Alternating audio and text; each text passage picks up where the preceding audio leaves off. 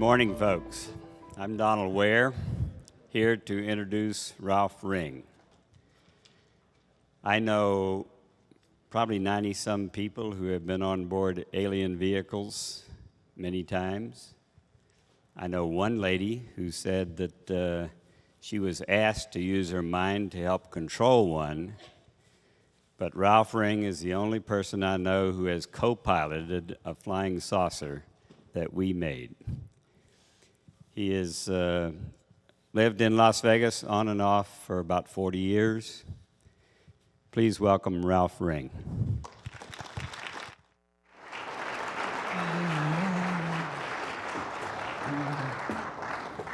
Thank you. You're welcome. Good morning, everybody. Can everybody hear me? I can't see you, but I know you're out there. And I want to be able to thank you all for coming, and I want to thank the Source for all of us being here together. I'm going to talk to you today about a little bit about me and a lot about Nikola Tesla, Otis T. Carr, and the OTC X-1 spacecraft, which I had the privilege and honor of having a great deal of activity with. I guess it started for me when I was a kid.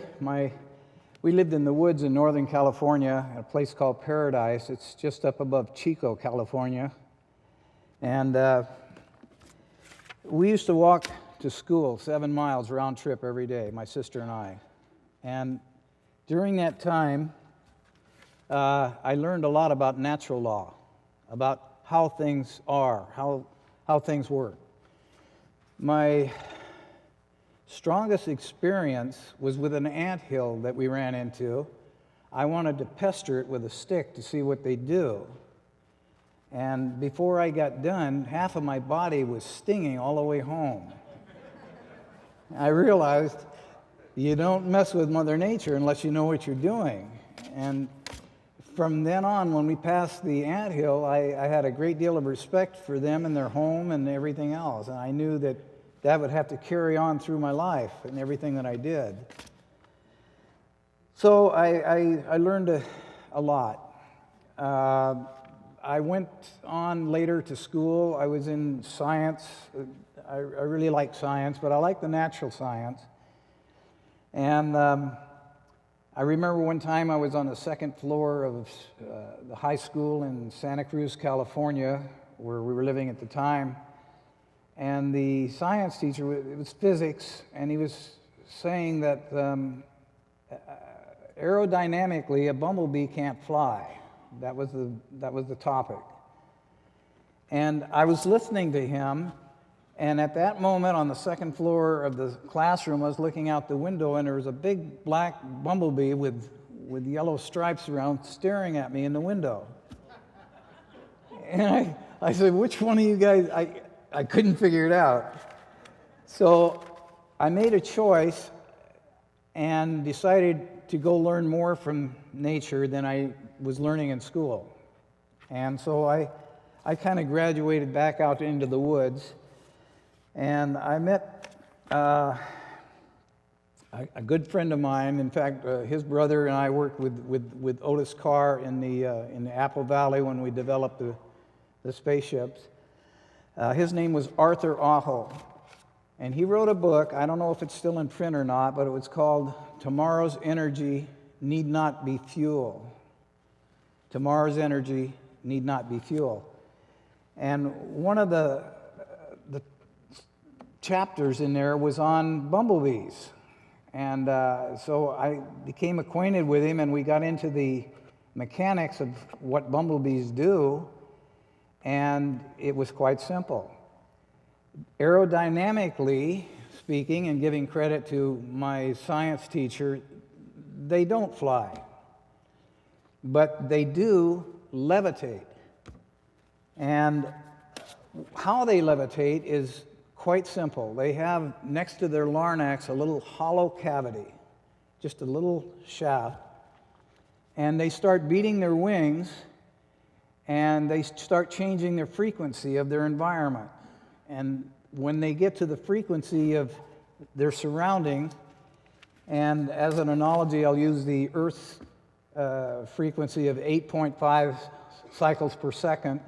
When they reach that frequency and resonate in that cavity, that beating of the wings, they reach what's called 0 point. They are no longer captivated by the surrounding gravity. They are then capable of going wherever they want to go. They have their own little bubble of gravity around them that they can do anything with. So that intrigued me and, of course, fascinated me quite a bit. And then I later learned about hummingbirds, and hummingbirds do similarly the same thing, and there's some lizards that do the same thing. So I had always been interested in magnetics. And I went on and went into the military. I went into in 48, I went into the Army in Fort Ord, California. They eventually shipped us out to Guam. I kept putting in for engineering school, and they said, no, infantry, and they kept kicking me back to the infantry. So while we were on Guam, Korea broke out, and we were in the middle of the night, rushed out, and we made the Woncham landing in North Korea.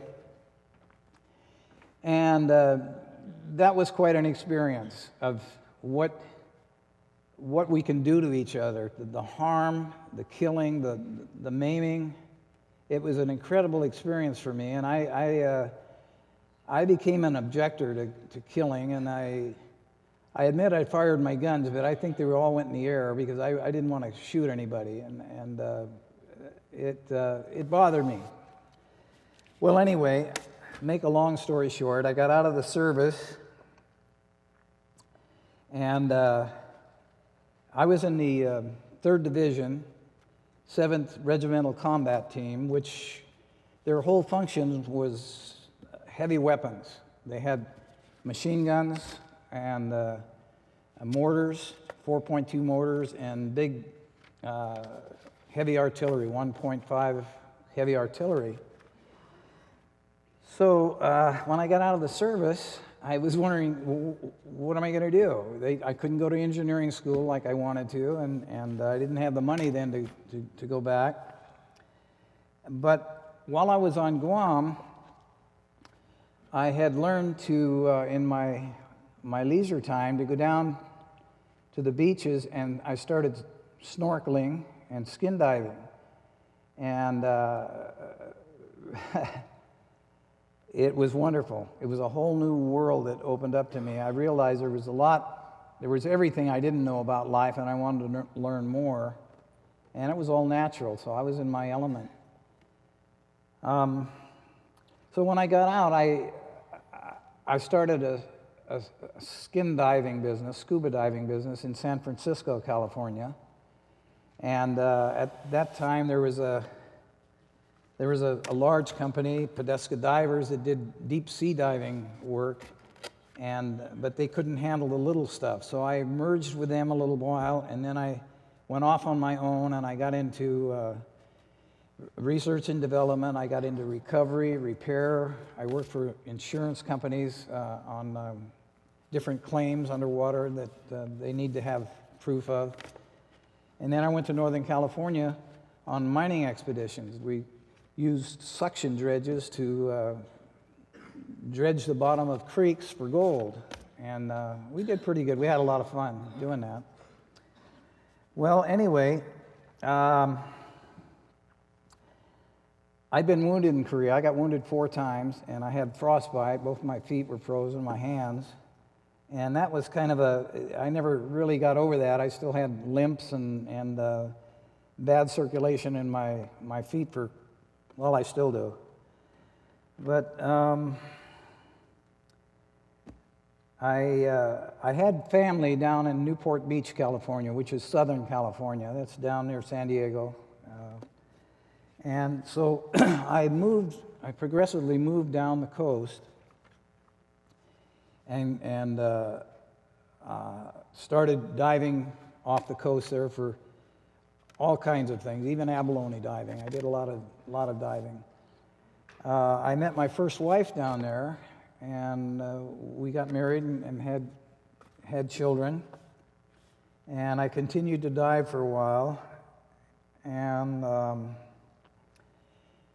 the type of diving I was doing interested some people one day on an adjacent boat, and they came over and asked me what I was interested in diving, and I told them that I was a research diver, that I like to learn and develop techniques. Well, the boat that pulled up alongside of me was from U.S. Divers Corporation, and that was Jacques Cousteau's company that developed the Aqualung. And they were located at that time in Santa Ana, California, which was adjacent to, well, just close to Newport Beach.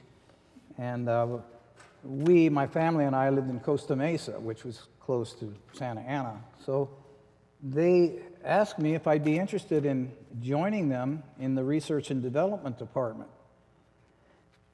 And I was very excited about that. I thought that would be a wonderful opportunity. So I got in there, and then my curiosity and creative part of me started creating ideas that we could use. And eventually, I had the honor of being offered a position of head diver on the Calypso that was going to be on the West Coast. He already had one on the East Coast and was traveling around the Caribbean and so forth. So I thought that was I'd just do that for the rest of my life. That was going to be fun. Well, in my work, my particular job at that time was the wraparound mask. They had a mask that had distortions, and you couldn't quite see out of the corners of them.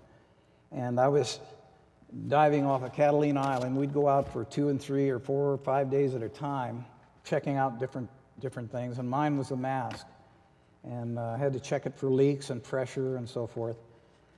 Well, my wife got kind of nervous because I've had some close calls. I went down too deep and ran out of air, and I had to come back up. And there was a few things with the elements that I ran into that kind of scared her, and we stayed out a little too long to suit her and my kids. So she said, "No, we need you more domesticated. The kids need you. You've got a family here."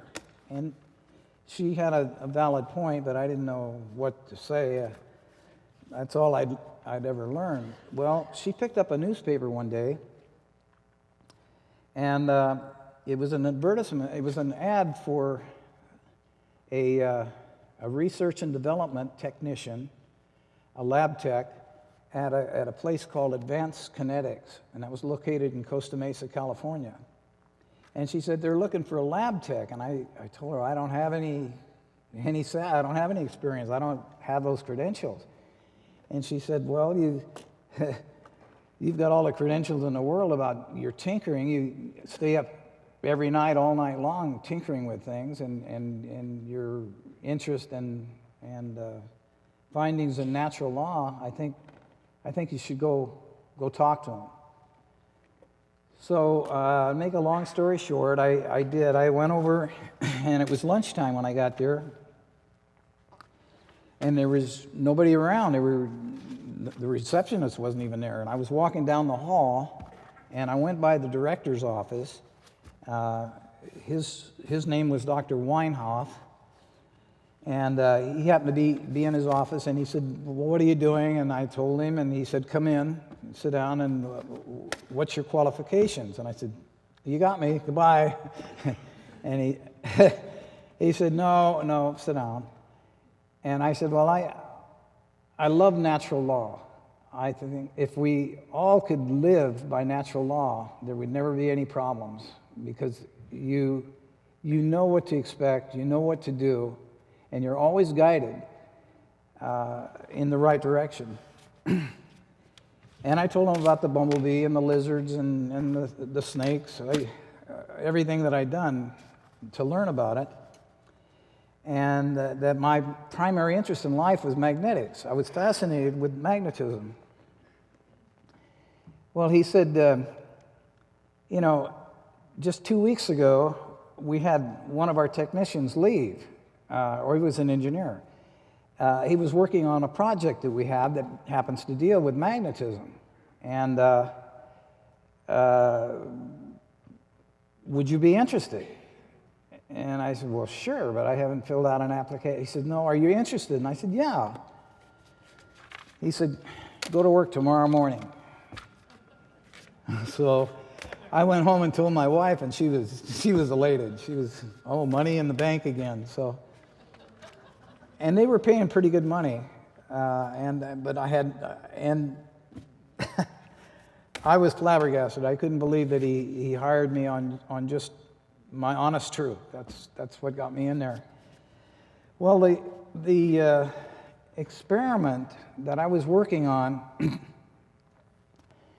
was, and this was in 1955, I think, or around in the mid-50s, was how to get rockets, spaceships, or anything through these rivers of space that are called magnetic fields. They're vortices in space. And we had to get, my job was to get an electron, just one little tiny electron, through the field, through this magnet, all the way through without deflection, without going to the positive side or the negative side of the magnet. I had a giant super oscilloscope.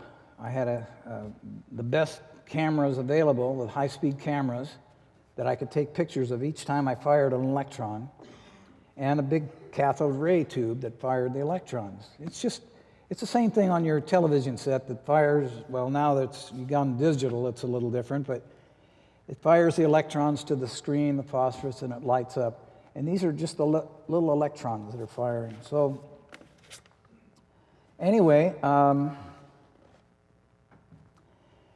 I started firing these electrons and taking hundreds and hundreds of pictures every day, and no luck. I couldn't get this electron through the field. And I thought they were going to say something about it, but they just came by and praised me. You're doing a good job, fine, and everything. And I said, well, no, there's an easier way to do this. You guys are using force to get this electron through.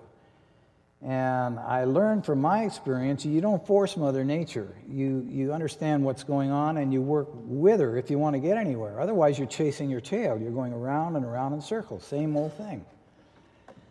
And so, I used an analogy that nature, when she brings water down from the mountains out of the snow, meanders the water. She always goes this way, and it's always refreshing itself. Nitrogen, oxygen, it's pure water. Just every two or 3 feet, you've got pure water. But then I looked at some of the viaducts that humans that we have made that go from Northern California all the way down to Southern California, and they're in straight lines. And it's kind of dead water. It doesn't have the same punch to it.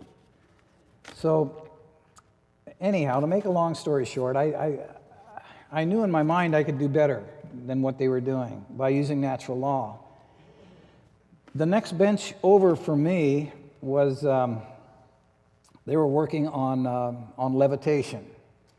And what they had was these giant coils. They're just an iron core with copper windings around it. They're about this high, and a steel ball. And they would fire it up with low voltage, and they would increase the voltage till they got the steel ball to levitate for 4 to 8 minutes. And then it would burn out the coil. Well, in those days, this is in the 50s, they'd have to go to supply and get another coil about every hour at least, and they were $400 a copy. And they'd burn up 15 or 20 coils a day. And I thought, this is getting expensive. There's a more natural way to levitation than what they're doing. I just felt it. So, and then we were working on teleportation. Another part of it was, and this was a government-funded research facility. And so we had all these projects with lasers, and everything was going on in the lab. Well, because I was a tinker and so forth, I'd had a lot of junk in my garage and at home. And I did a lot of garage sailing and getting parts, taking things apart and seeing how they work. I went home and in one night, well, actually it might have been 2 nights, I put together the experiment that I was working on in the lab. I took a television apart, I got the cathode ray tube out, the little gun that fires electrons, and I built magnets, positive and negative side of the magnets, universal. And then I mounted a little camera. I had my own little Polaroid camera. And I knew from watching the water come down the hill that if you spiral something, you'll have results.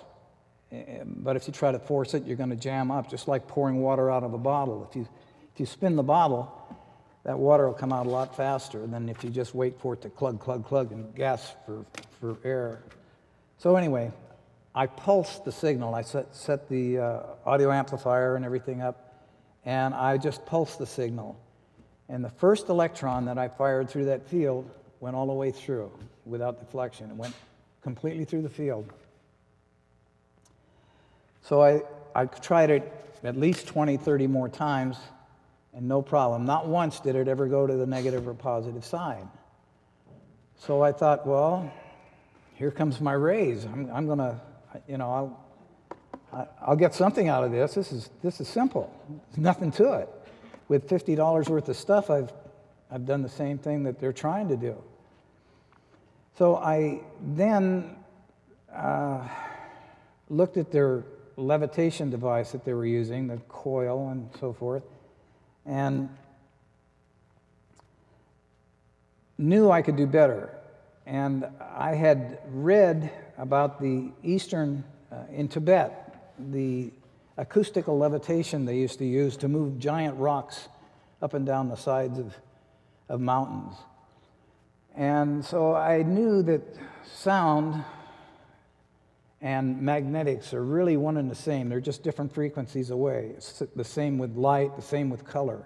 Everything is in frequencies. Everything is everything without exception. Because it's all one. It's all one thing, and it's dissected as you use it. So I took a 15-inch woofer speaker and laid it on the carpet on my living room floor. I took an audio amplifier that I bought at a garage sale probably, and I started experimenting with different objects in the center of the cone. I put all kinds of stuff. And I eventually wound up with a ping pong ball. And I put it in the center of the cone, and I was fooling around, and I got to, and this is a guess because I don't remember, I got to about 28,000 cycles. That's in the frequency that this ping pong ball liked, because it came up and stood right in the center of the cone. I couldn't hear anything, but it was there, and I could push it down, it'd come back up, it'd stay right there. The same thing that you see now with water, you can levitate a giant weight with water, or a hairdryer. If you take a hairdryer and put a ping pong ball on it, you can levitate the ping pong ball. Well, different things of the same thing is what it amounts to, and this was acoustical levitation. So I went to bed. My wife had come to bed. It was late, as always, at night. So I went to bed, and I woke up in the morning, and it was still there. It was still hovering. So I took pictures of that and wrote up an experiment sheet. And I took both these experiments into Dr. Weinhardt, and I said, I'm ready for a raise. I think I got something here. At least we can throw it to the engineers and see what they come up with, but I think we got something we can work with, because it's doing it. And it doesn't cost that much. Well, he told me to come in and sit down, close the door, and he halted the calls, and he said, yeah, he said, Ralph, I didn't think you'd get into that. He says, I know. He was a famous He's a full-fledged doctor of physics. And he said, I know it's that simple. I know it's that simple. But there's something you don't understand. You're working here for government-funded research and development. And he said, we're paid to look for the answers, but not to find them.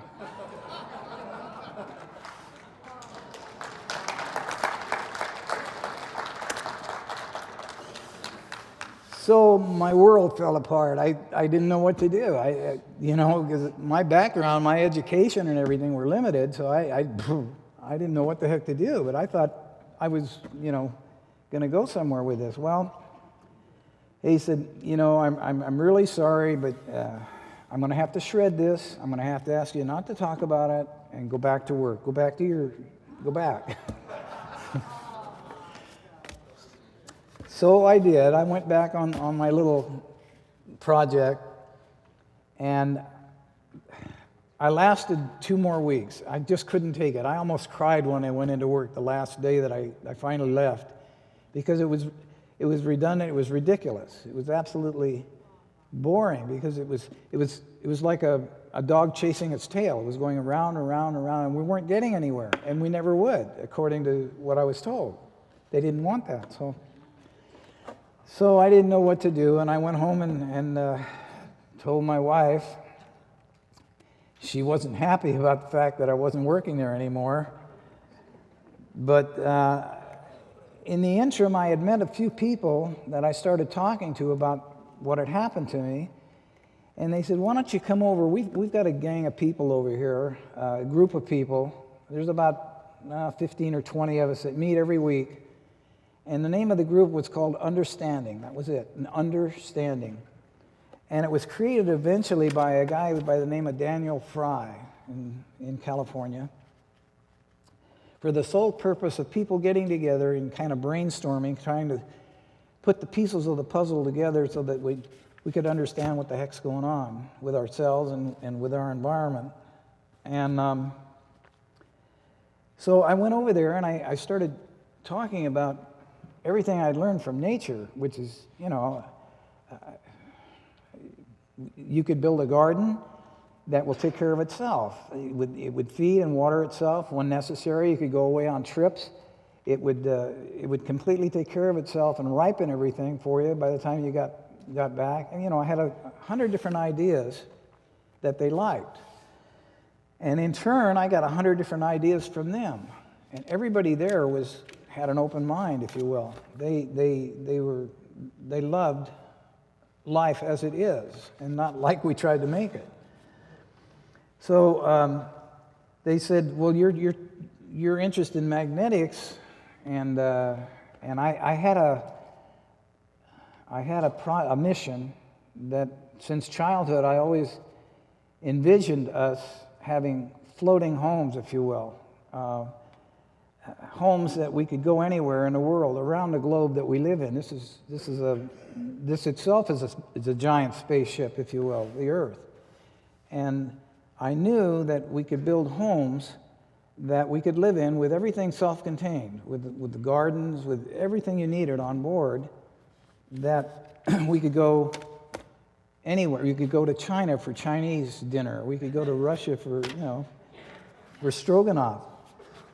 And so I told him about this, and he said, wait a minute, you're talking about a guy that we know of that's in trouble right now, and his name is Otis Carr, and he's in Norman, Oklahoma, demonstrating what you're trying to get it across to people, that the simplicity of a spaceship, of spacecraft, using magnetics.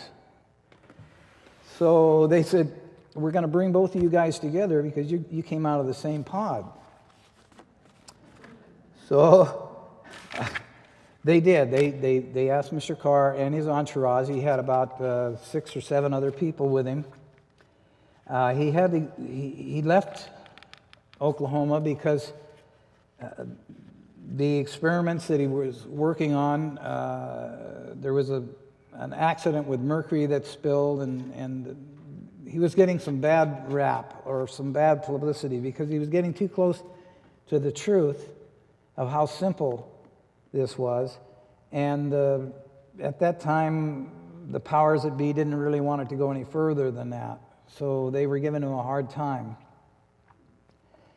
So the group, understanding, brought Otis Carr and his people out to California, and we met. And it was like I died and went to heaven. I couldn't believe that I could talk to someone about the laws of nature who not only completely understood them, but every breath he was teaching me something that I needed to know. And it was this teamwork back and forth that accelerated his interests were similar to mine, and it accelerated the ideas of getting it done. And while talking to him, I found out about his background, and he was a disciple. He was a protege, if you will, of Nikola Tesla. And this was in back east in Baltimore, Maryland. And he was, Carr at the time, I think, was a clerk in one of the hotels that Tesla's was staying in. And Tesla got acquainted with him and found that Carr was an open mind. He was like a sponge. He wanted to learn all he could, so Tesla befriended him and taught him endless things about natural law, how simple things are. And so when I found that out, I had heard about Nikola Tesla, and I'd ordered a book from Yugoslavia. You couldn't get it in this country at the time, a great big book on all his patents and all his experiments that he had done. Well, I'm getting a little ahead of myself, I guess. I'm not following my notes my wife made up, and she said, follow your notes or you're going to get lost, and that's where I'm at. Anyhow, I'll back up a little bit. When I left Advanced Kinetics, just a short time after, within a week, and this is the God's truth, 3 guys in black suits, and this is before I even heard anything about Men in Black or any of that stuff, showed up on my doorstep, and they said they were representatives of the DeWalt School of Electronics, and they had somehow heard about a lot of my experiments and things that I were doing, and they asked if they could come in and talk to me. Well, I said, sure. So we got in, and they got a little too probing at first. They wanted to know. My wife got uncomfortable right at first. She was really leery of the questions they were asking.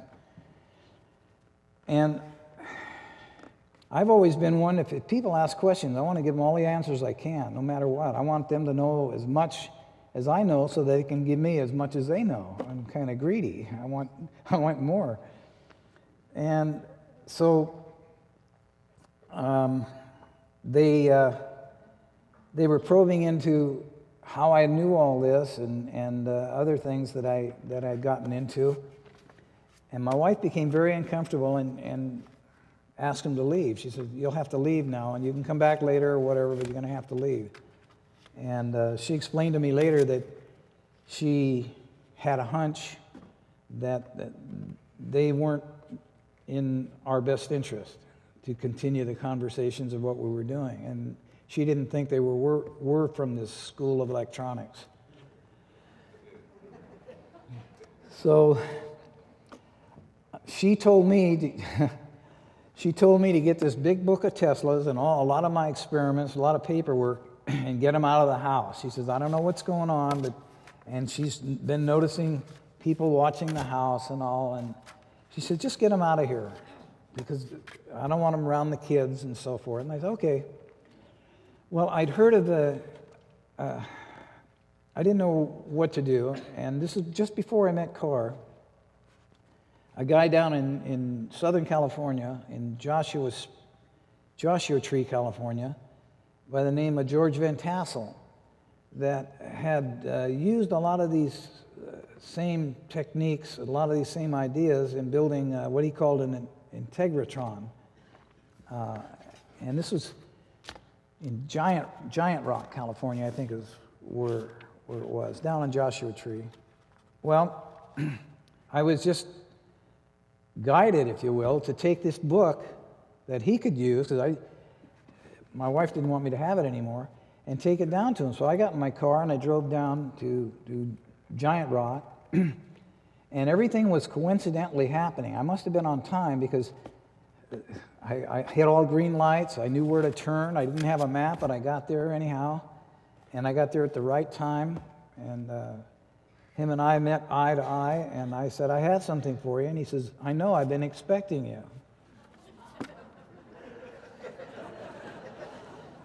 So by then, I was beginning to realize that you can get blown out of the water by just following natural law, just being your natural self and doing your natural thing, not trying to do anything, but just be who you are, that these things happen. So I gave him the book, and he said, thank you, and so forth, and we talked and visited a little while, and then I went off. I was in kind of a daze. This was all kind of new to me. UFOs and everything were kind of, I knew about them and stuff, but I wasn't really into that. So I went over on a little hillside, and I wanted to rest a little bit before I drove back. And I laid down on this hillside, and it was getting twilight time. It was dark, getting dark. And I looked up in the sky, and not hundreds, but thousands of these things were in the sky. I mean, they were everywhere, just lights, blue, green. They were silver, metallic, and they would come over where I was at, and they'd come down, not close enough where I could reach them, which I would like to have done, but they came down close enough so I could see details on the bottom of these things.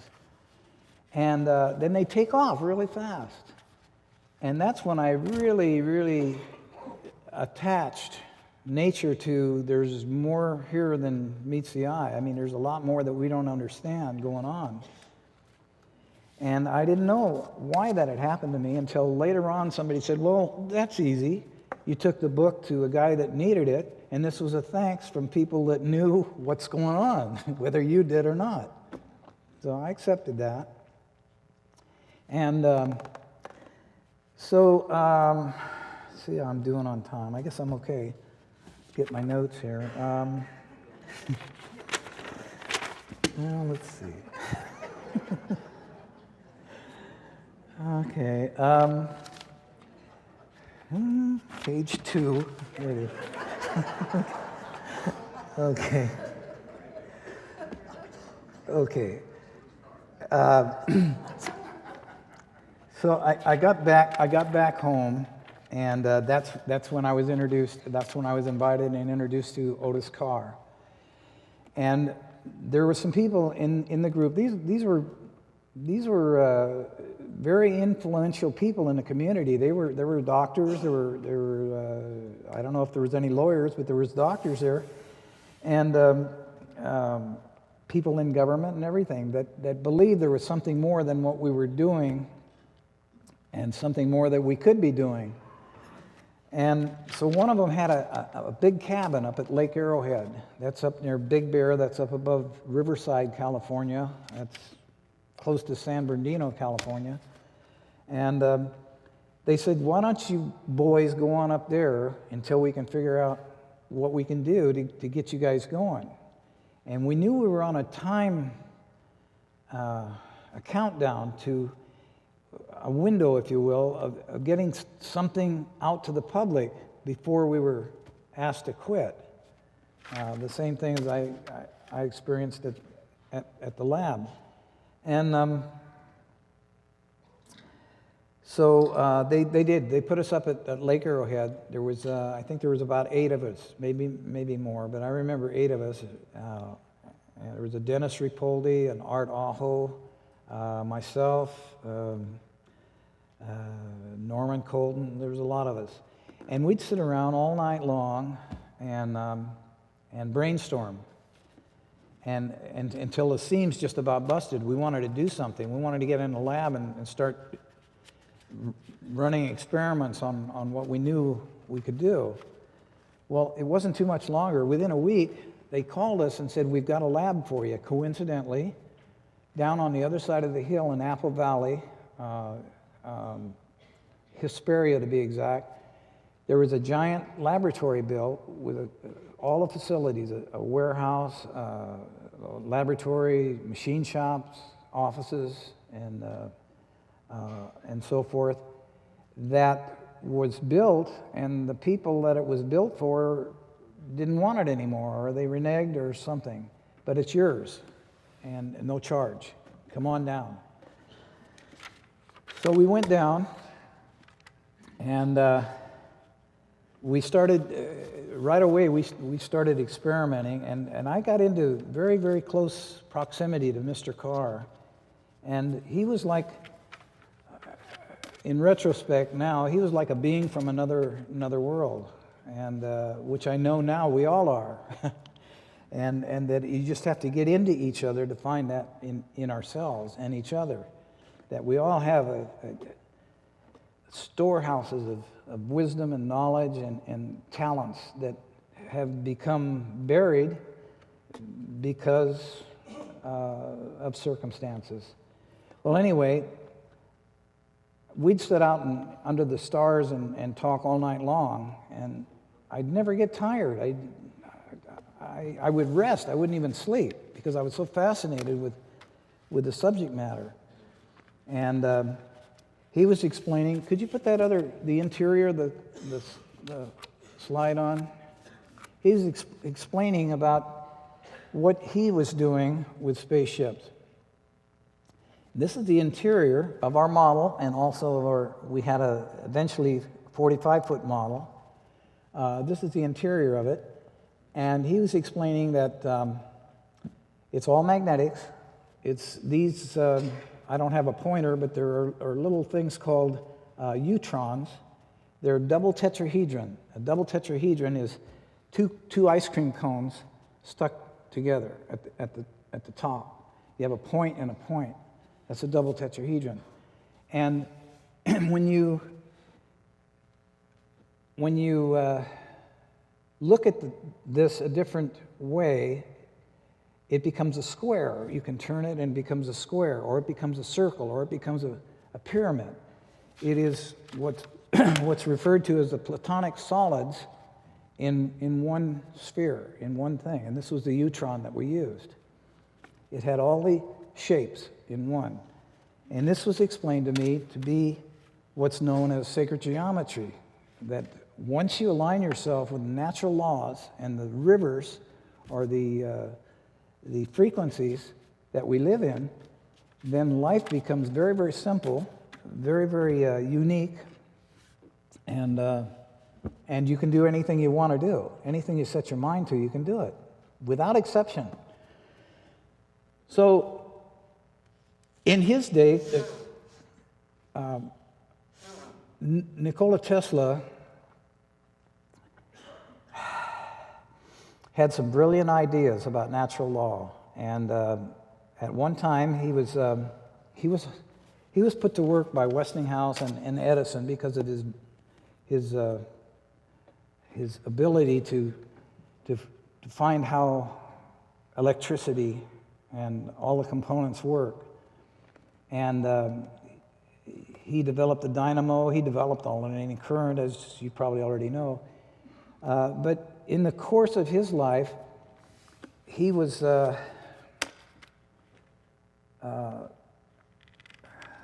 asked by the backers. At that time, the main backer was J.P. Morgan, if they couldn't get something going where they could make a lot of money. Well, Tesla wasn't really into money. I mean, he wanted to develop natural sciences, and he was funded by Morgan to go ahead and experiment, and he produced the dynamo. He produced many things to do with electricity, and then he eventually was called in to, I'm using an analogy because I don't know the facts, the details, but I know the essence of it. He was called into Morgan's office and as a progress report, where are you, Tesla? What are you doing? And Tesla said, hey, I've got it, we've got it made for humanity, we got it made. I can produce electricity from out of the air. We're living in a sea of electricity. It's all around us. It's magnetic in nature. And we can convert that into all the electrical power you'll ever need to operate anything you ever want. And he had been funded, and with part of the funds, he built a couple of places. One was in Colorado Springs and Wardenhof in north of New York and Manhattan Island. These towers that would transmit power without wires. And he would light up things a mile, 2-3 miles away through the air like magic. And he said, we can produce electricity anywhere on the earth, and we can give people the equivalent of a rod that you can stick 30 feet in the ground and extend 30 feet in the air, and they can run everything that's electrical in their house forever without spending a dime, with no maintenance, no pollution. And Morgan said, wait, stop right there, Tesla. He said, we've got ways to transmit electricity now. We've got copper mills. We can dig into the ground and get copper. We've got trees we can cut down all over the planet to make telephone poles. And that's jobs, Tesla. That means money. That's the monetary system. And that's what we're going to live by. We can't use this stuff. This is, and he said, and Tesla said, but if you would give everybody the right to freedom from a meter charging them for electricity, you would then give them the opportunity to find out who and what they really are, who and what they really want to be, their natural talents. They would be scientists beyond our dreams. There would be artists beyond our dreams that we would allow to come out because they're not in servitude. They're not under the, it's enough, that's enough, Tesla, get out. And that was kind of the end of that. So I got a lot to tell you, so I'm going to cut it a little short, but the upshot of that was that Tesla, from that point on, became very, very disappointed in the system. And he, in trying to get his ideas out, met Otis Carr, who was like a sponge. He sucked up all the information he could.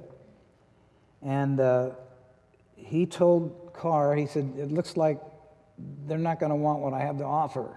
He said, this would make life so much easier for everybody, for all of us. And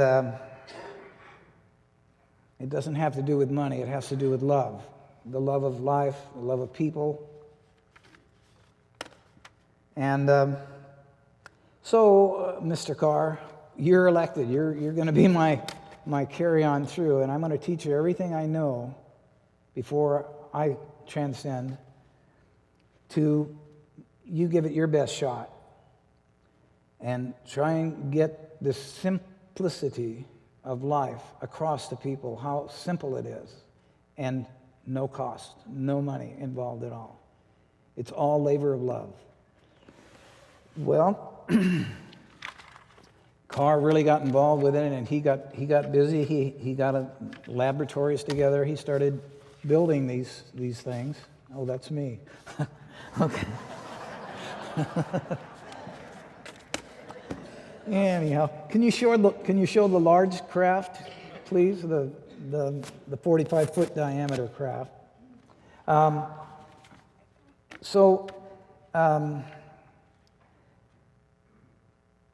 That's what Carr was all about. And Carr went into metaphysics. He got into all facets of the unknown, phenomenal things, esoteric things. And he kept coming back to nature, the laws of nature, which I could really identify with. And so we got down in Apple Valley, and we started building and developing things. This was a large craft. This is the 45-foot craft. The one you saw previous to this, a smaller bench model. Let's see if I'm covering everything here. Excuse me. Circuit of gel. Okay, yeah. Okay, this smaller model. Could you put the small model back on again, please? The prototype, the little one. Mm-hmm. Anyhow, I was fortunate enough to be. I was just a technician, and we had many engineers. We had many people, but we didn't use credentials. We used our brains. We used our minds. And Carr would explain time after time to all of us, you've got to go beyond the brain, because the brain is a computer that operates the body, and its sole function is a third-dimensional reality, and it doesn't know or want to know anything beyond that. So if you follow your brain, you're going to stay in the same thing forever and ever and ever, and you'll be chasing your tail around and around. You've got to use your mind. You've got to get out of the brain. Just respect it for what it is, because it's running your body, but so what he meant by that was that the things we were going to experience now that he had learned from Tesla and his own experiments was above the physical, conventional techniques of science, as far as we went in the third dimension. And what he called it was ether technology, above and beyond the taught run-of-the-mill physics. And what he meant by that was you had to use your mind to comprehend. You had to get all your doubts and fears out of the way to get to your mind, and then once you got to your mind, you had to still it down and started following nature. And miracles, he said, would happen. And in my testing of that, I found that, sure enough, the more I calmed down and became just still, the more things would come to me. Things I wanted to know for years. Somebody would show up and hand me a whole book. Or, if I wanted a hamburger and I was hungry, but I didn't want to leave the lab, somebody would be getting hamburgers and bring them to the workbench. Just phenomenal things would start happening. So he said, okay, we're going to have this experiment. We put this on the workbench, and we fired it up. This was made out of a high-polished aluminum. That's all it was aluminum. And you could touch the periphery, you could touch anything on the craft, and it was pretty solid. But as they increased the frequencies, it was similar to the ping pong ball experiment, only this was different. This was in a little slightly different dimension than that. They started increasing the frequencies that this craft was vibrating on. It had so many cycles per second that it was operating on in this dimension. So as you increase that frequency, you start getting into resonance with its surroundings. And I kept touching this thing, and then pretty soon I noticed that it was getting softer and softer. And then pretty soon I put my fingers right through the shell of this craft here, right into the side of it, which blew me out of the water. And Carr says, come on. He knew this, he knew all about it. And he knew this is quite simple to understand, that once you reach a resonant frequency of anything, then you're free of the confines of the environment, of any environment, no matter what it is, and like the bumblebee.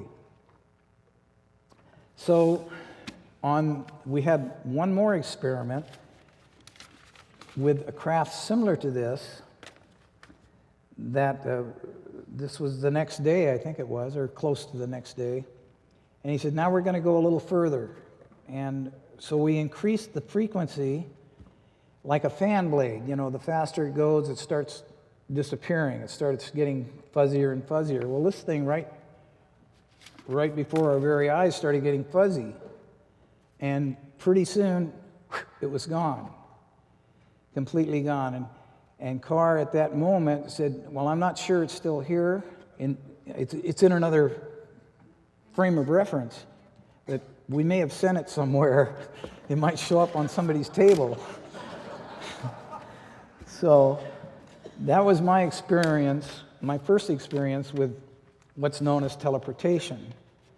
And that is very simple as well. Once you understand the mechanics of it, it goes slightly beyond the quantum ideas, the quantum mechanics and quantum theories, because you have to use your mind quite a bit. And when you use your mind, you realize that anything below that is illusion, that we're creating it. And we create it through the brain, if you will, in the third dimension, by these little cameras that are flippering microseconds, milliseconds, and creating all these things that we give names to: lights, chairs, tables, people. And we say, well, no, this is solid. Well, it is. Everything is true. There is nothing but truth. There's nothing in the universe outside of truth. It's how we look at it, frames of reference. And so I'm off the track again. Anyhow, he said, this is what we're going to do with the big craft, and this is what we're going to have to get accomplished pretty fast, because they're on to us. They know we're in Apple Valley, and we've been shooting these little guys around the valley using the techniques that we had.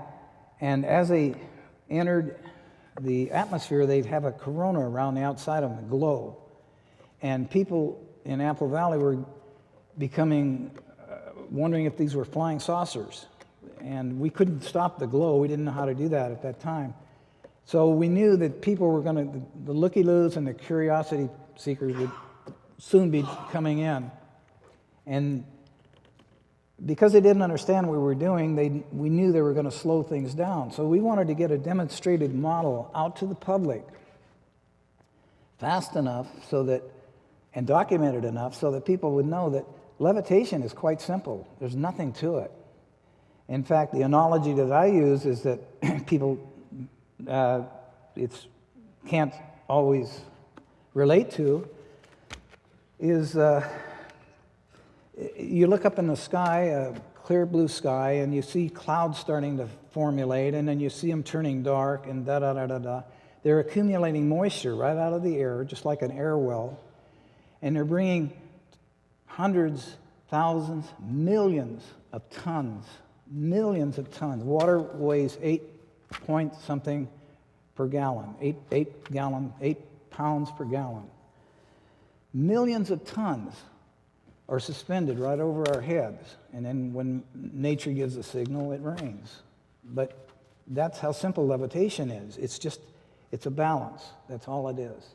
And when you understand the mechanics of magnetics, it's quite simple to levitate anything. Well, anyway, we put a prototype together, a small craft, and we had a meeting with General Motors, motor company that makes General Motors cars, to meet in Riverside at one of the hotels. We said, we want to take your wheel that's going this way on the ground, ruining the ground and grinding up animals and putting pavement everywhere, and we want to turn it sideways. We want the wheel to go from this to this and up. And we can do it. We'll show you. We can take your cars and we can levitate them for the start. And then we'll show you how to go further than that. And eventually, which gets into my department, we could have floating homes, gardens, everything on board. And everybody would have for life their own home. And then cities, and then countries. Well, this guy didn't want to hear this. He looked. We gave him a demonstration, and we levitated a small prototype. And he said, no. He said, the monetary system. Back to Morgan's idea. There's no money in that.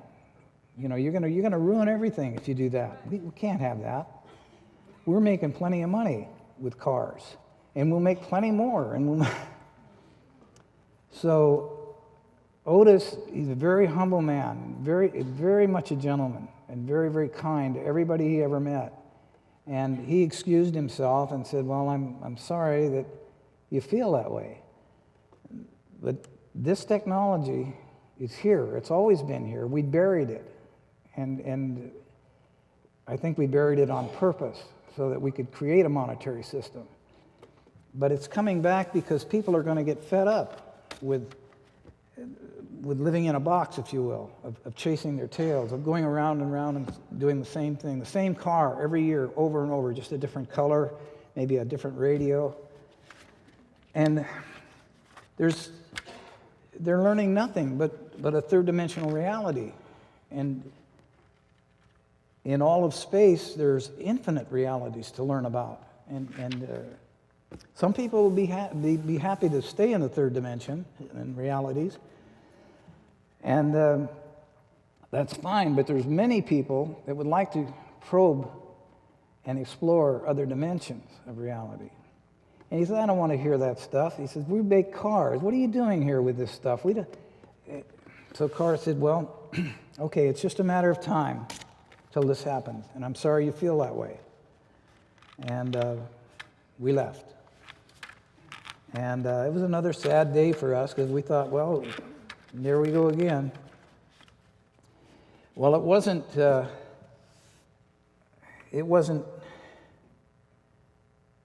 3 weeks later till things started happening. But before they did, he said, let's get this 45-foot craft up and operational, and maybe we can do something with that to show people. And I was elected, just a technician, knows nothing but natural law. I was elected as one of the people to be on board when we operated the craft. And there was 3 of us, and we had a briefing before we went on board, and Carr said, forget about it, your brain is going to go to, you might as well let it go to sleep because it's not going to comprehend what you're going to do. It's not going to have anything to do. It's not going to understand it. And just be patient and stay in a very calm situation and focused on what you're doing. And then when you get back, we'll have a debriefing and explain everything to you. So we did. We got on board. And what we had was a giant crystal ball, or glass, or crystal. I believe it was crystal, quartz crystal properties. And a light shining up through the bottom of it, which I believe was laser, of some kind of a laser, I'm not sure. And as soon as the light turned on, it took this crystal ball and changed it into infinite colors. It just went from infrared to ultraviolet in millions of degrees. I mean, it was just fading all the way around.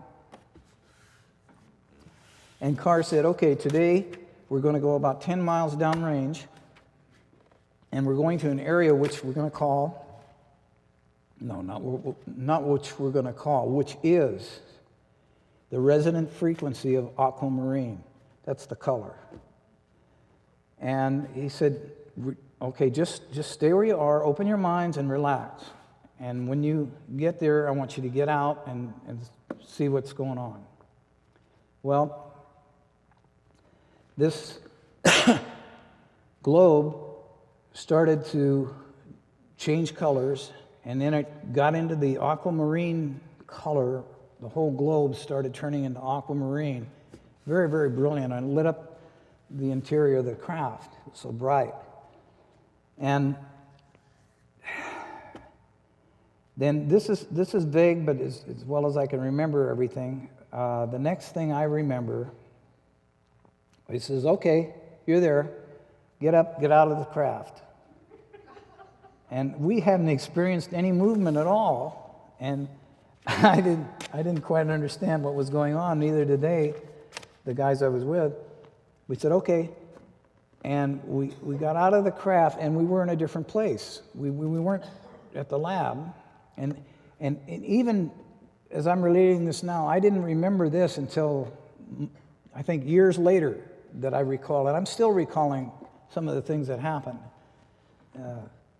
But we got out, and we were in touch with Carr, and I don't remember if we didn't have cell phones or anything. I don't remember how, but I can still hear Carr's voice right now giving us instructions. And he said, pick up rocks, pick up sticks, put them in your pocket, go run up a hill, do whatever you want to get familiar with where you're at. And we spent about 10, 15 minutes doing that. And he says, okay, get back on board. And we sat down again. And then this was still glowing, this aquamarine. We got back on board, we noticed that it dimmed back and went back into the multicolors.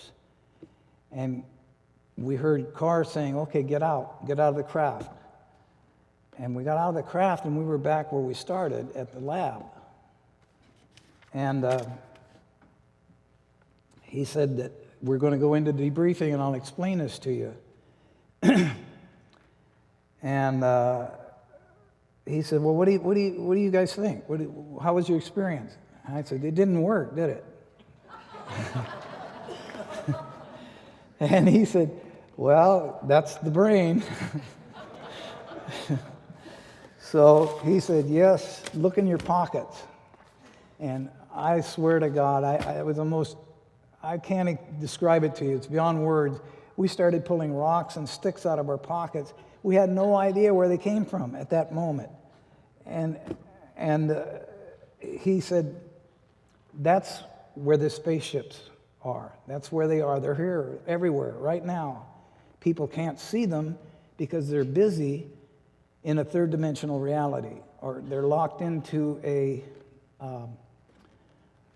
busy frequency that has little to do with knowing what they're doing, but has everything to do with guessing of what they're doing. And he explained that as, my good friend Donald Ware explained it to me the other night when we had dinner. There are different densities of reality. There's a first, second, third, fourth density. And we live, all of us live, well, we fluctuate, but for the most part, all of us are comfortable in one or the other densities. And these are just frequencies that we prefer. And in some cases, they can be called creature comforts. We've gotten used to, a new car every year, a new television, a new house, travel, and all the comforts of doing things. And a lot of people don't want to go any further than that, and that's fine. That's fine, but there are a lot of people that do. And so what he was explaining was that, I got to find my notes again. I lost. Okay, 3. Okay. Okay. He was explaining the different dimensions or densities as a box, about living in a box, that you have in a box all the creature comforts you want, but you'll stay in that box for as long as you want. It could be 100 years, 1,000 years, or 1,000,000 years if you like. Nobody's putting any pressure on you but yourself. Or you can start probing things that are outside the box, and it's a different reality.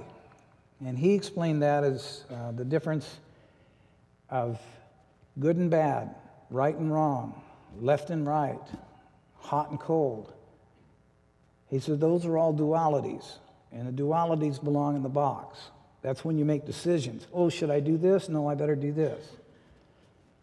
And the top of the box, as high as you can go in that box, is a belief system where you believe in, let's say, the ultimate science or the ultimate religion.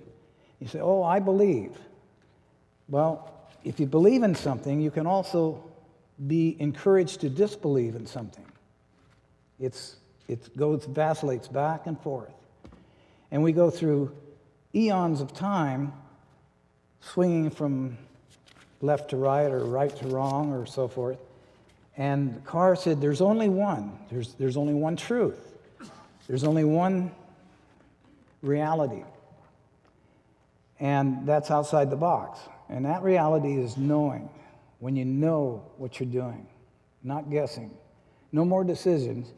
And you have to start refusing to accept decisions. Just know in your heart where you're going and what you're doing is the right thing. And you'll be guided. Things will happen to you. And he was right. The rest of my life, I've lived that way, and everything's been wonderful. I've got a wonderful wife, a wonderful life. I couldn't ask for anything more than I have right now. Except the spaceships. I want that to happen. So he said that, I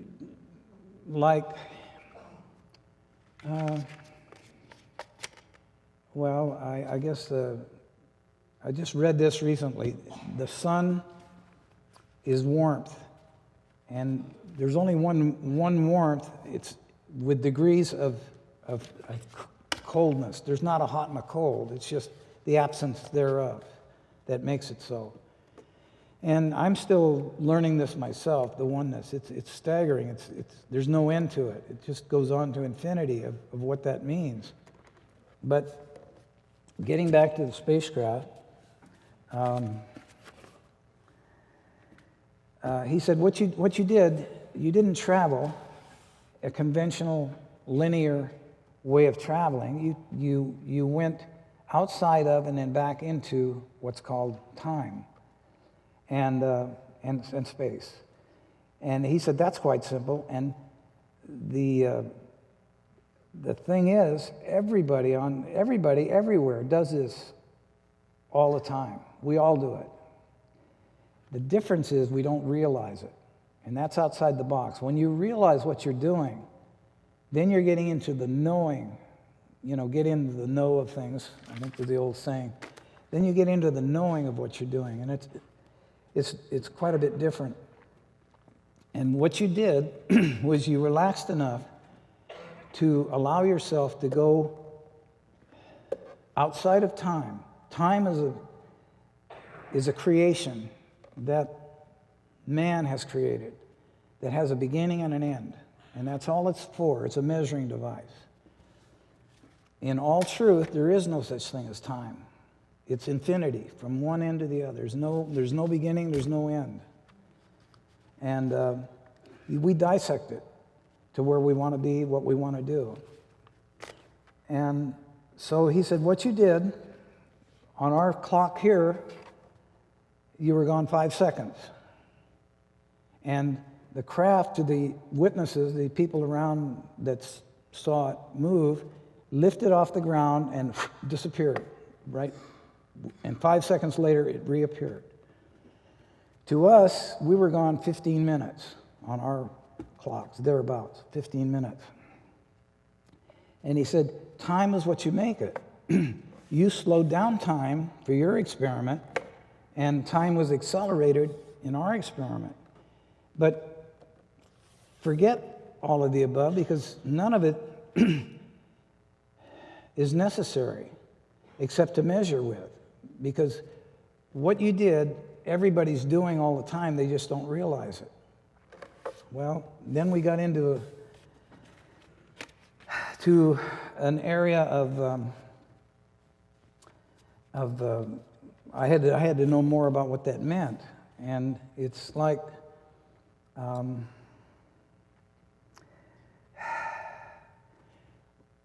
we've all at times experienced finding the parking place. Just I know it's going to be there. It has to be there because I'm going to be late if I don't get there. And if you're in the right frame of mind at the right time, it's always there. Without exception, it'll always be there if you get out of your own way. But if you get 1 ounce of doubt in there, that illusion changes. Because we create it. We are the creators of everything that happens to us. In microseconds, everything that happens is happening because we do it in the now. And the past and the future are what we make it. And that there is only one big now, and that you can travel anywhere in the now, in any dimension you want. As simple as you just experienced. And he said, you can take what you call your body, which is nothing more than energy. He says, look at it through the electron microscope. It's all energy. This table's all energy. Everything is energy. And we produce a vehicle for an existence, for a schoolroom, if you will, to experience what's called human life. And we can make it delightful, or we can make it not so delightful. But then we can move on. And what's happened in the box system, as Carr explained it, was people forgot who and what they are. That who and what we are creative beings.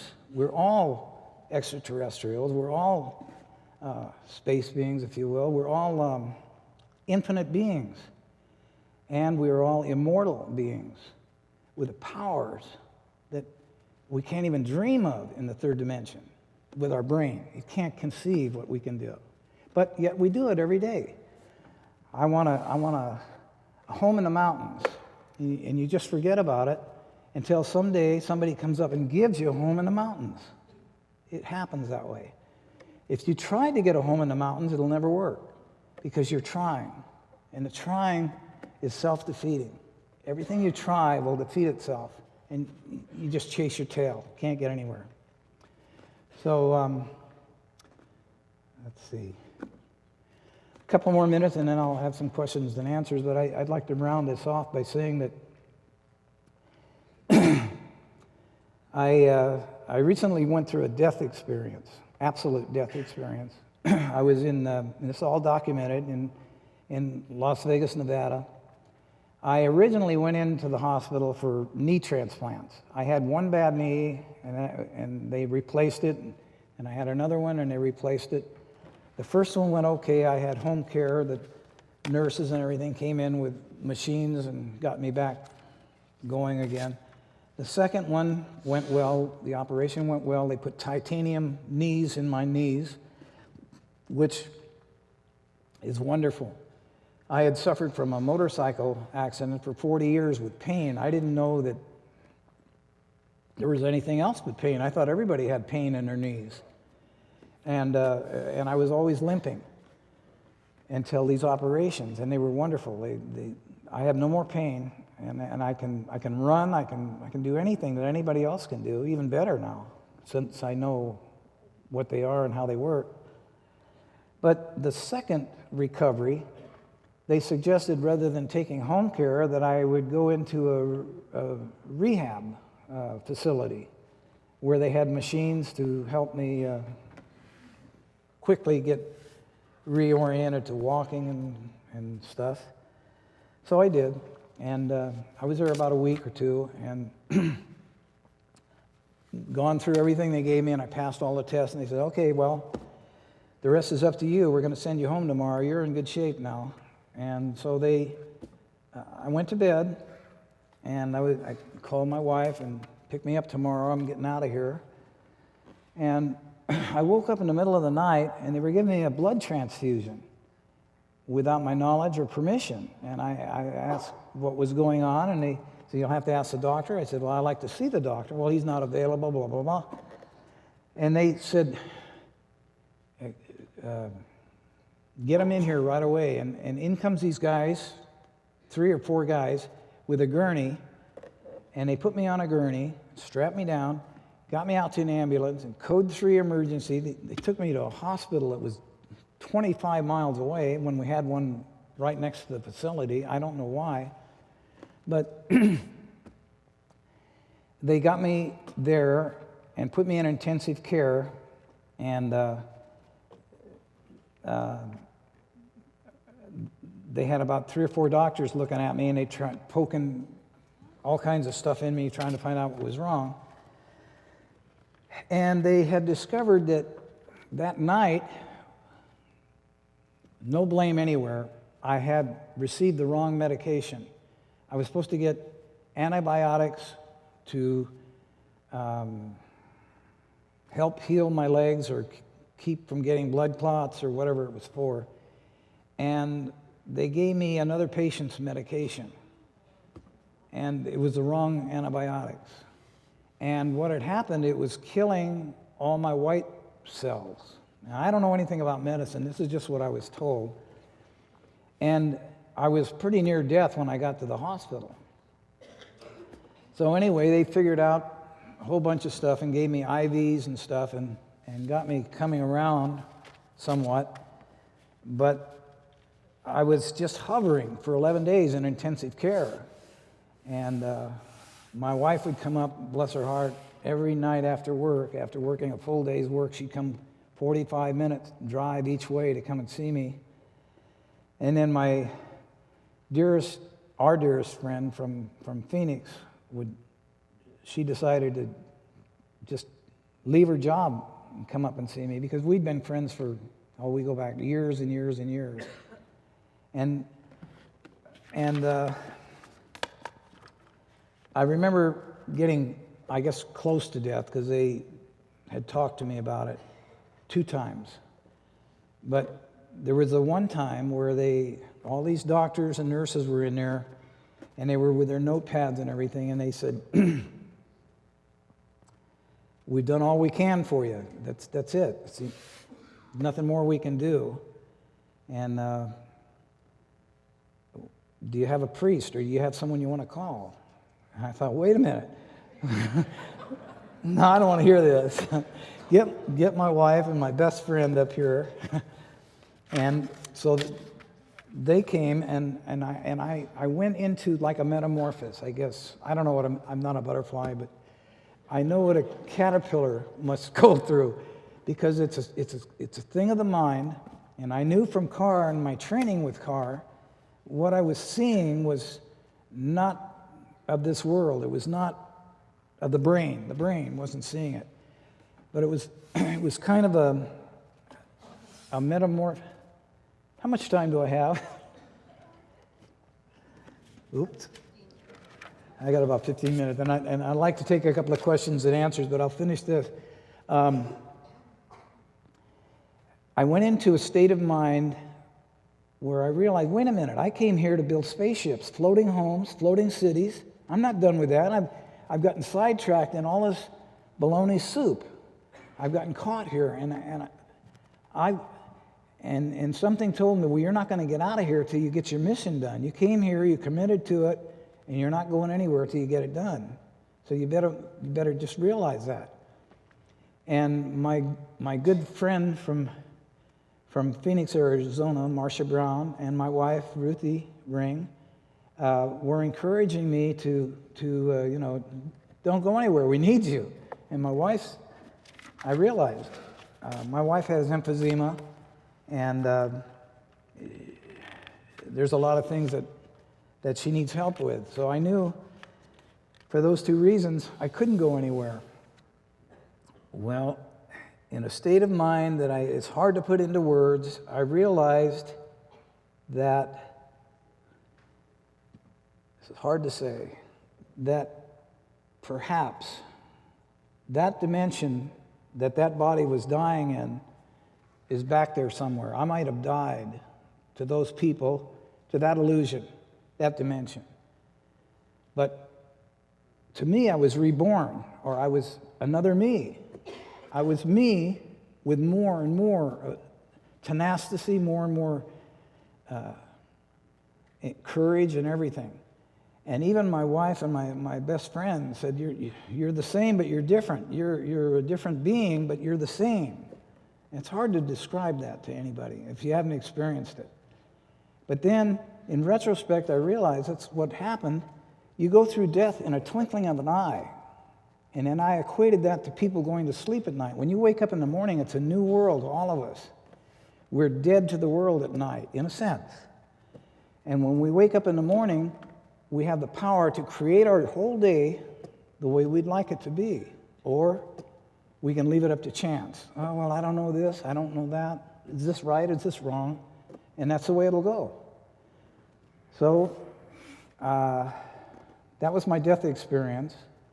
And I'm now in hot pursuit of creating, and with the help of beings like you that have the same powers that I have, if you will, to get together and get these spaceships off the ground, to get homes for people that they can have from birth on up for the rest of their lives with no pollution, no maintenance,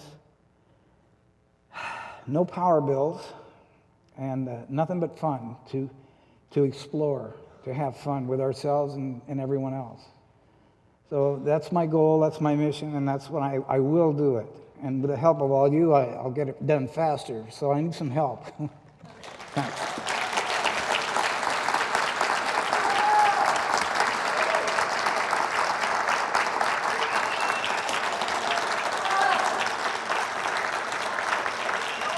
Thank you.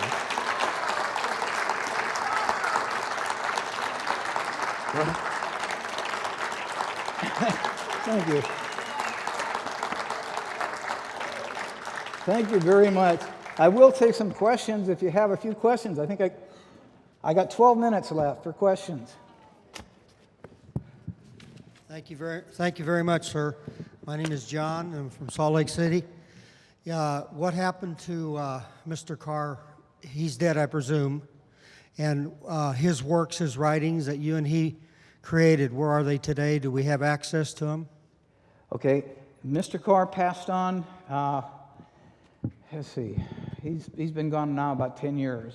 He's passed on, and I didn't get the second part. I'm kind of hard of hearing. The writings, the works, the books, the technology, is that still available today? Oh, it's available. I've got a lot of it. If anybody's interested in the Tesla or the car technology, I've got a website. If you got a pencil, I'll be glad to give you my website, and I will pass on all of it, every ounce of it to you. If it's of interest to you, it will help me. My website is what is my website? Okay, it's Vortex, spelled with a V, like Victor, VORTEXX,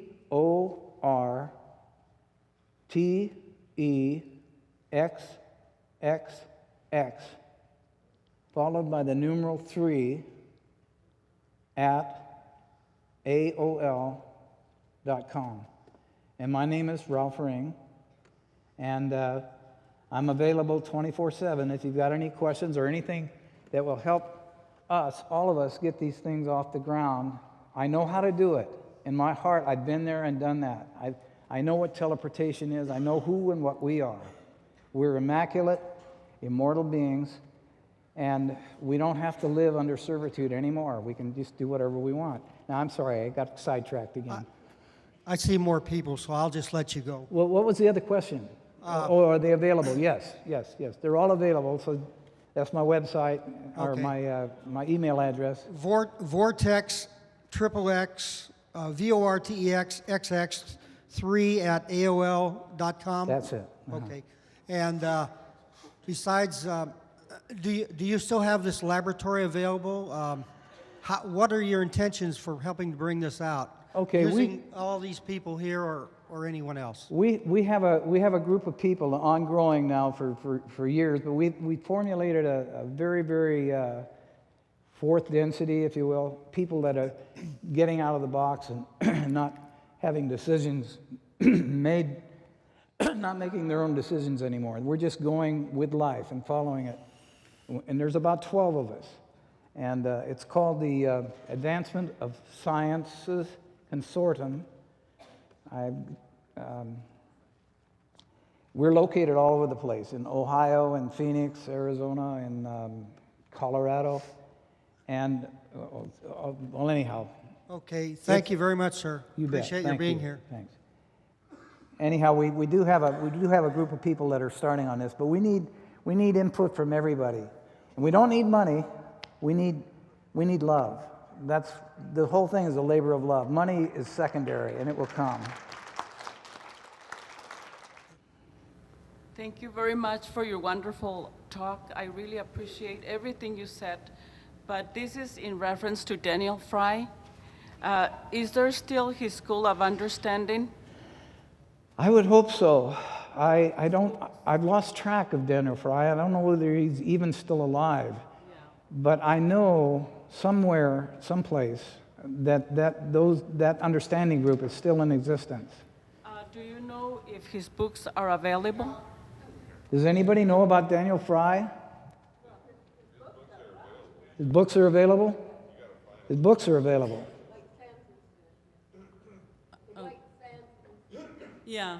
Okay. I'm interested in finding, hopefully someday, the Black Book, because it's supposed to say a lot of things that he had with these people from another dimension, but now I understand that we're all together, so I guess it's just love, harmony, and peace. There are, I'm sure, the essence of Daniel Fry, like the essence of Ralph Ring and the essence of all of us, are going on somewhere. And if you follow your heart, you'll be led to where you need to be. I know you'll find him. Yes. Or his essence. Yes. Okay, thanks. Thank you. I enjoyed it very much. I have a little friend who just turned 14, and for the last 2 years, he's been doing magic. He has tremendous hand-eye coordination, and he's been watching Chris Angel on the A&E channel. Okay. And my question is, does Chris Angel really levitate? Good question. And can my friend learn to do it? And what? And can my 14-year-old friend learn to do it? Why not? We can do anything. Chris Angel, and for those of you that don't know, is a latter-day, if you will, magician that is performing incredible feats of magic. And even the best of the magicians, to this day, don't know how he does some of the things that he does. In my frame of reference, he's another prophet, if you will, another angel, if you will, another person coming to us to help us break through the veneer of where we're stuck. Oh, that's just a magic trick. I've seen that, done that. He won't let you get away with that. He'll cut people in half, and half of them will run this way, and half of them will run the other way. The brain can't comprehend that. He's beyond the brain. He's operating in the fourth or fifth density somewhere. He's coming from the mind, and he knows what he's doing, but the rest of us are baffled. But that's encouraging us to lift our consciousness to find out, and we will, because we all do it, we just don't realize it. Sorry, next. Well, my question was also about Daniel Fry. I recall that he mentioned briefly something about the propulsion of spaceships in the White Sands incident, and he described it analogously as a dog chasing after a bone and never catching it. It's kind of a space keeps moving ahead like that. Now, did you ever make any sense of that, or did he, as a legitimate propulsion system? Well, like everything else in life, there's different frames of reference in propulsion. In the particular area that I was familiar with and that I like to work in, propulsion no longer exists. It's not moving anything. If you will, the way it was explained to me by Carr, we're wasting our time. If we wanted to go to China for Chinese food, we could get on a plane and travel 7,000 miles around to China, which would take a day or two, and have Chinese food and come back. And he said, what we'll do in our craft, we'll go up above the Earth, which is spinning at 8 to 1,100 miles an hour, and we wait for China to appear, and then we come down. So there's no energy. Next, I'm sorry. My name is Hertie Prockel, and I'm from Scottsdale, Arizona. And I really, really enjoyed your talk because I've been following Nikola Tesla for a long time. And I would like to ask, where are you? You said you have people in Phoenix, Arizona? You're in Phoenix, Arizona, you said also with your group? Do I live there? No, you said you have a group in Phoenix. Oh, this group. Okay, the group is, we're from all over, Colorado, Ohio, Bowling Green, Kentucky. We're from all over. But we come together once a week in a teleconference on the telephone. And we kind of brainstorm, we get ideas, and we try to kick each other out of the box. When people try to get into decisions, we kick them out. Just nicely, of course, to let it go, and then let the source guide us where it wants to go. But it is here, and if you care to contact me on my email, I can keep you posted on what we're doing. We're looking at some land in Prescott, Arizona, to develop a large research and development facility, which will build these craft. Oh, And that's very much in the picture right now, and it looks like it's not going to be that far away. Within a year or two, I think we'll be getting off the ground with the ideas. So thank you I hope I very answered much. your question. Where are you in Colorado? What? Where are you in Colorado? What part of Colorado? Where does Sandy live? Colorado Springs? Springs, I believe, yes. Colorado Springs. Can I help you? Thank you for your wonderful story. Since it's been about 35 years since you actually worked in your laboratory, what caused you to shut down the laboratory at that time, and what has changed that will allow you to work on it now? Thank you. If my wife doesn't catch me, somebody else catches me off base. I forgot to tell you. Time's up, but okay. Okay. The powers that be came into Apple Valley, into our laboratory.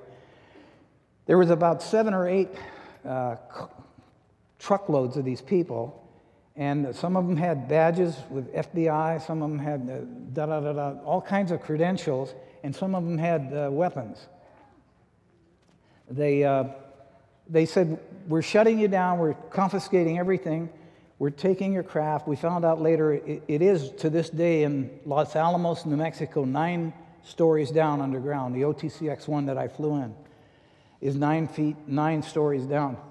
They shut us down completely and said we were attempting to overthrow the monetary system of the United States, and we'd have to stop. I guess I gotta quit, but is there one more question? Quick, I can do it. Announcement. Excuse me. Hi, I'm Carrie Cassidy from Project Camelot, and I just wanted to say that we wanted to thank John Warnhoff for introducing my partner Bill Ryan to Ralph, and it's because Bill Ryan and Ralph got together that all of this has happened, and that Ralph is here today and was able to talk to you about something that he'd been working on for, 40 years or something. And we have seen Ralph come really back from close to being dead, and he's looking fabulous, and we're actually, thrilled to death. He's a wonderful teacher, and he did meet with General Motors, and they did say to him, if you put him up, we'll shoot him down. This was also something Thank you. And again, where I got off my notes, I meant to give full credit to Project Camelot for all their work they did. Bill Ryan and Carrie Cassidy, who you just met, were responsible for me being here today. And John Warnhoff, what started it all, wherever he went.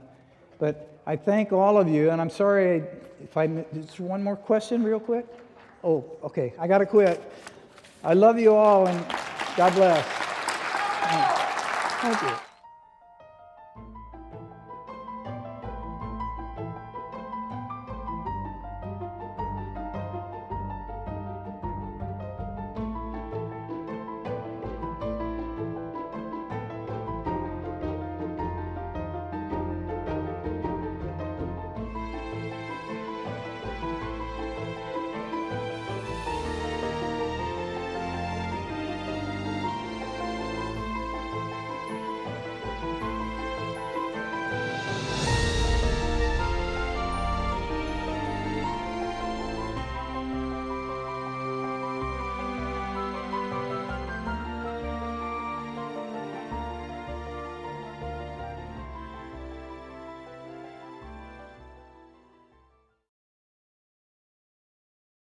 Three,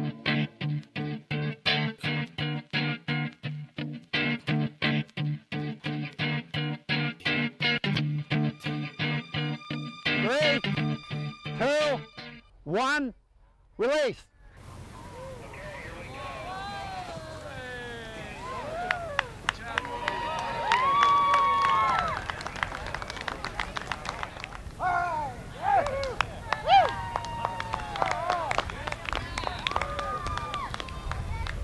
ANSR, short for Arizona Near Space Research, has successfully flown and recovered over 6 flight missions a year since the inaugural flight in May of 2001.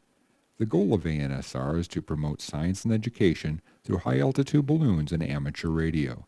Described as the poor man's space program because of the relatively low cost of weather balloons, these scientists can explore to the edge of space. Prior launches have reached heights of over 100,000 feet and have transmitted data and live video images back to Earth. These types of scientific experiments have given educators and students, enthusiasts and scientists, valuable insight and hands-on opportunities in the field of electronics, earth sciences, mathematics, and technology. Over the next few minutes, you'll learn what is required to prepare, launch, and recover a system that will fly 20 miles above the surface of the Earth. The balloon, parachute, and its attached components are commonly called a balloon train. 5 to 15 feet of 50-pound test cord is used between each element in the train. A release mechanism is utilized to separate the balloon from the parachute if a system fails or if the winds aloft push the balloon off the predicted course. The launch vehicle is a disposable, inflatable latex balloon.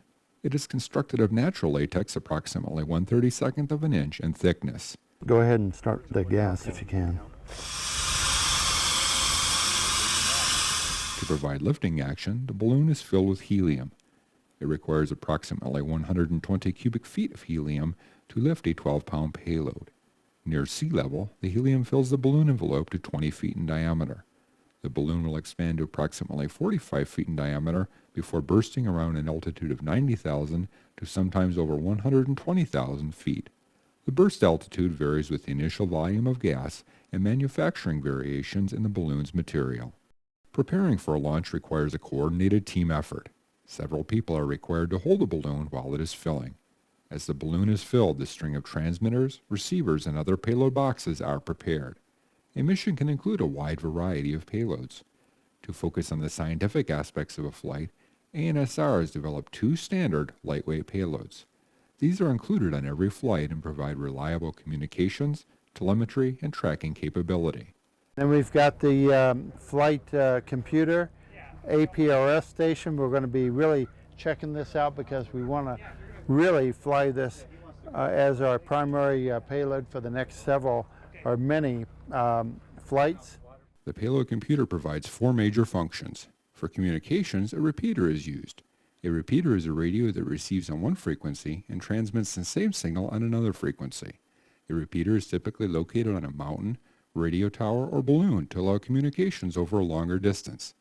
From an altitude of 100,000 feet, communications over 400 miles is possible. And we're hoping to get check-ins from Colorado and New Mexico and California, Arizona. During the flight, the communication system is used to relay information to the tracking and recovery teams, provide flight status, or allow distant radio contacts. This is the ANSR-12 crossband repeater. Currently, we are climbing through 72,100 feet at a rate of 900 feet per minute.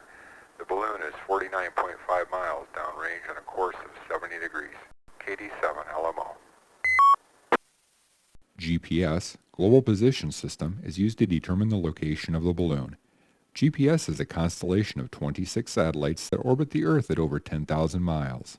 The satellites transmit radio signals to inexpensive receivers that allow users to precisely determine their location anywhere in the world, including high-altitude balloons. Ground crews can track and locate the balloon within a few feet of its landing location with the APRS and GPS system. APRS, Automatic Position Reporting System, is used to track the payloads during flight and locate it after landing. The APRS system sends packets of data through a modem to a radio, providing location, altitude, course, and speed data. This data can be received via a variety of standard receivers, including handheld, mobile, and base station units, and displayed in a laptop computer or handheld PDA. Live track data, shown on a map display, is even available through the internet. A flight data recorder system, similar to an aircraft's black box, is utilized on all flights. It records a variety of data including altitude, position, battery voltage, current drain, internal and external temperature, humidity, and atmospheric pressure. After the balloon bursts, it also provides the coordinates of a landing zone based on the winds aloft data gathered during the ascent. After landing, the data can be downloaded from the payload computer using a laptop computer. Detailed analysis and graphing of the data is possible using a wide variety of software. The final system function is to process remote commands from a ground station. The remote control capability allows the control of the cut-down mechanism, video camera mirror, or any other in-flight experiment requiring remote control. With an onboard microcontroller, 1 megabyte of flash memory, and battery-backed RAM, the payload computer provides great flexibility in mission functions. A system wouldn't be complete without an enclosure to protect the internal electronics from shock, vibration, and temperature extremes. The payloads were designed for the rigors of a balloon mission. A lightweight but strong aluminum frame is covered with foam core board and space blanket to protect the internal components. The second standard package, referred to as the microbeacon, provides redundant tracking information. It includes an independent power source, GPS receiver, embedded controller with flight data recorder, and transmitter. Both packages operate in the UHF 70 centimeter band to allow the use of small, lightweight antennas. With ANSR's lightweight, standard payloads, groups are free to concentrate on the science of near-space balloon flights. Students have a keen interest in going into space and becoming the next space scientist working for NASA or various of the aerospace companies. And with the BalloonSat project, they actually get to experience a lot of the same environments they're going to have to design to when they're designing real satellites, when they're building real satellites. They experience the cold temperatures of space, the low pressures, and their little balloon payloads have to be able to withstand those harsh environments, just as a real spacecraft would. A typical balloon flight takes 2.5 hours and passes through 3 distinct layers in the Earth's atmosphere. The troposphere starts at the Earth's surface and extends 5 to 9 miles. The thickness of the layer varies with the position relative to the equator of the Earth. As you climb higher in this layer, the temperature drops to minus 70 degrees Fahrenheit. The tropopause marks the boundary between the troposphere and the stratosphere.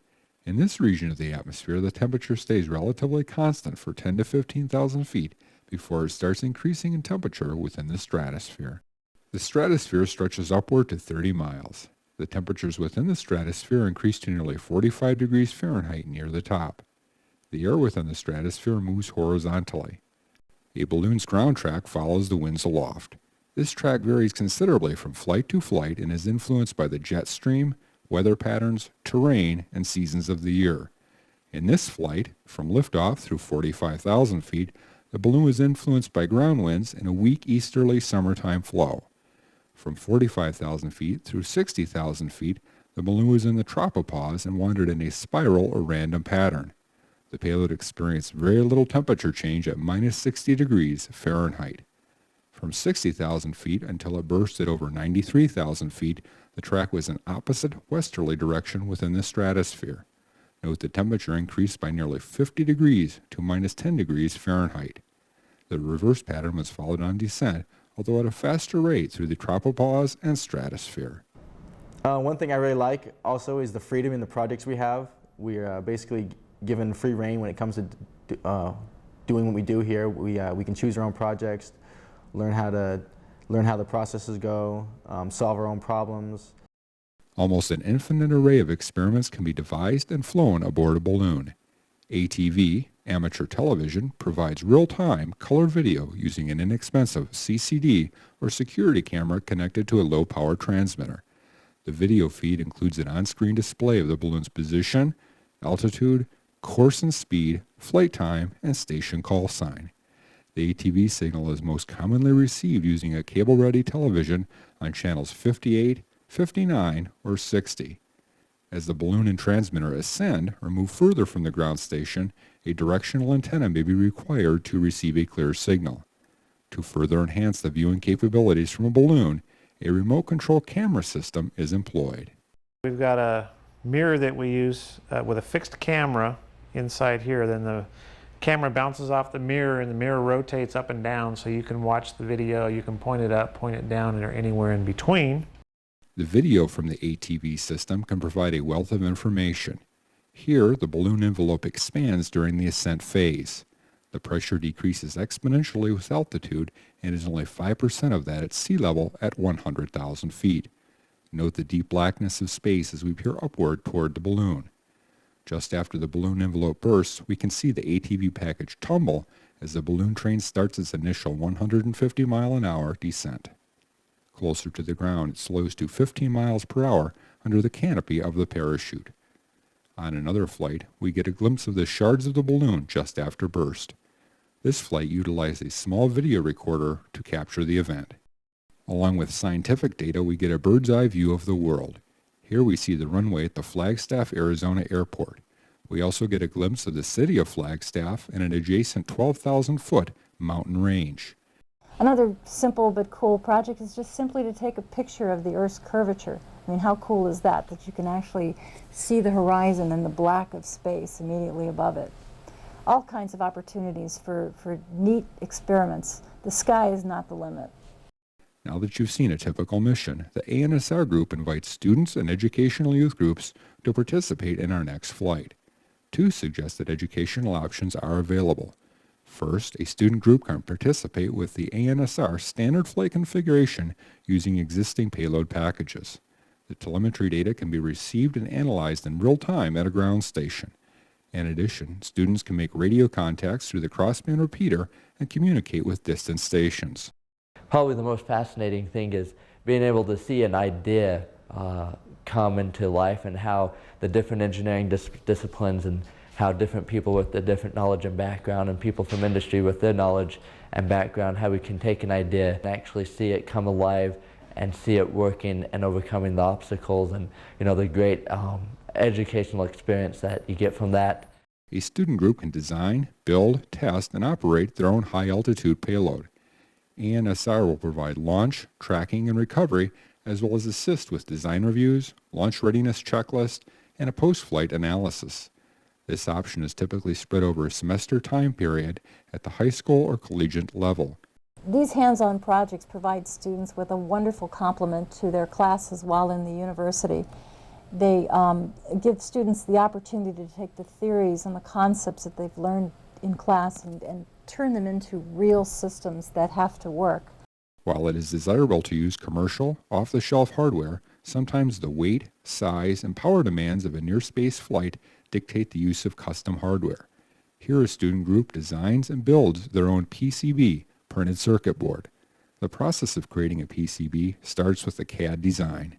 Taking the components from capture and translate them into layouts for which I'll be able to